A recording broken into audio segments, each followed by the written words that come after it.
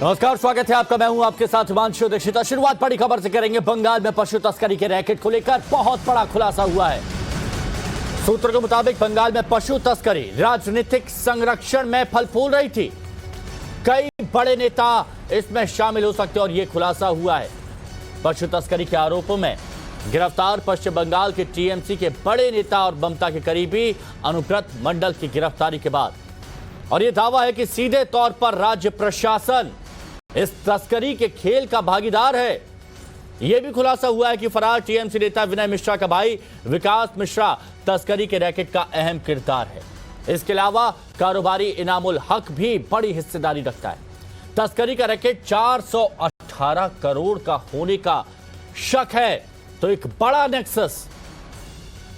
क्या राजनीतिक संरक्षण मिल रहा था इस नेक्सस को, पशु तस्करी को? यह सूत्रों के हवाले से खबर आ रही है। पशु तस्करी का आरोप है जो आप देख रहे हैं यहां पर सर्कल में। क्या ये ममता का करीबी है? कहां तक तस्करी के तार जुड़े हुए हैं, अब यह जांच का विषय है, क्योंकि बड़े बड़े चेहरे यहां पर सामने आ रहे हैं और अभी और भी कई बड़े चेहरे सामने आ सकते हैं जो इस नेक्सस में शामिल हैं। बंगाल में तस्करी का पॉलिटिकल नेक्सस। अनुव्रत क्या सिर्फ मोहरा है? और अगर अनुव्रत सिर्फ मोहरा है तो फिर असली चेहरा कौन है? ये सवाल यहां पर उठ रहे हैं। क्या बंगाल में सरकार के संरक्षण में तस्करी की जा रही थी? कितने सियासी किरदार हैं? कहां तक इस पूरे नेक्सस के तार हैं? ये सवाल अब उठाए जा रहे हैं और 418 करोड़ का होने का शक यहां पर बताया जा रहा है। अनुव्रत से पूछा जाएगा कि कौन कौन इसमें शामिल है। पॉलिटिकल नेक्सस का खुलासा यहां पर होना है। अनुव्रत जो पकड़ा गया है, अब इससे पूछा जाएगा कि और कौन कौन थे जो उसके साथ काम कर रहे थे।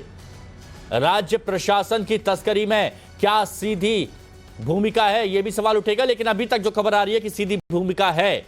मिली भगत से तस्करी का एक पूरा खेल चल रहा था और राजनीतिक संरक्षण में यह तस्करी चल रही थी, यह अभी तक खुलासा हुआ है। इलम बाजार पशु हाट से तस्करी का खेल खेला जा रहा था और विकास मिश्रा पॉलिटिकल नेक्सस तस्करी में एक अहम कड़ी है।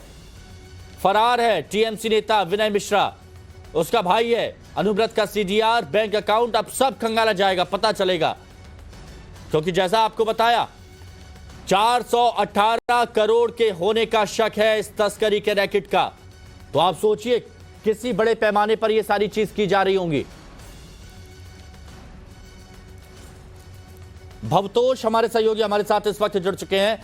भवतोष, ये देखा गया है कि 418 करोड़ का होने का शक है और एक शख्स पकड़ा गया है, लेकिन ये पॉलिटिकल नेक्सस बहुत अंदर तक घुसा हुआ है। अब आगे क्या तस्वीर आपको इसकी नजर आ रही है? हिमांशु, देखिए, इसमें जो अभी तक की जानकारी आई है और जो सीबीआई के वरिष्ठ सूत्र बता रहे हैं, उन्होंने कहा कि अनुव्रत मंडल पहले पर्सन है जो कि जिनका पॉलिटिकल कनेक्शन है और इससे ये साफ लग रहा है कि वो पॉलिटिकल पैटर्नेज या वो दे रहे थे, प्रोटेक्शन दे रहे थे, जिससे कि ये गौ तस्करी का पूरा रैकेट चलता रहे। और इस वजह से ही वो कह रहे हैं कि इसके जो तार हैं वो सीधा ऊपर तक जा रहे हैं, टीएमसी के एकदम ऊपर तक जा रहे हैं और स्टेट एडमिनिस्ट्रेशन तक जा रहे हैं। और यही कारण है कि इनकी गिरफ्तारी में करीब करीब 2 साल लग गए थे सीबीआई को। और सीबीआई ये कह रहे हैं कि ये जो इल्म बाजार है, वहीं से ये पूरी की पूरी गौ तस्करी चलती थी और ये इंडो बांग्लादेश बॉर्डर तक इसका पूरा रैकेट होता था। मालदा और मुर्शिदाबाद के आसपास एक आदमी था जो बिजनेसमैन था, जिसका नाम इनामुल हक था। वो ये पूरा का पूरा रैकेट चलाता था, जिसके पेरोल पे कई सारे बीएसएफ के पर्सनल थे और कई कस्टम्स के ऑफिशियल थे। उन लोगों को मंथली पैसा दिया जाता था। और इसमें एक और बहुत प्रमुख किरदार जो कल अरेस्ट हुआ था, उसमें अनुव्रत मंडल था। अनुव्रत मंडल जो था वो प्रोटेक्शन प्रोवाइड करता था, डायरेक्टली प्रोटेक्शन प्रोवाइड करता था। इसमें अब्दुल लतीफ और कई सारे जो और लोग थे, इंक्लूडिंग इनामुल हक, इनको प्रोटेक्शन प्रोवाइड करने के लिए वो पैसे लेता था, डायरेक्टली पैसे लेता था। पूरे केस में जो अहम खुलासा तब हुआ था जब इसमें अरेस्टिंग इसकी सैफुल हुसैन की हुई थी।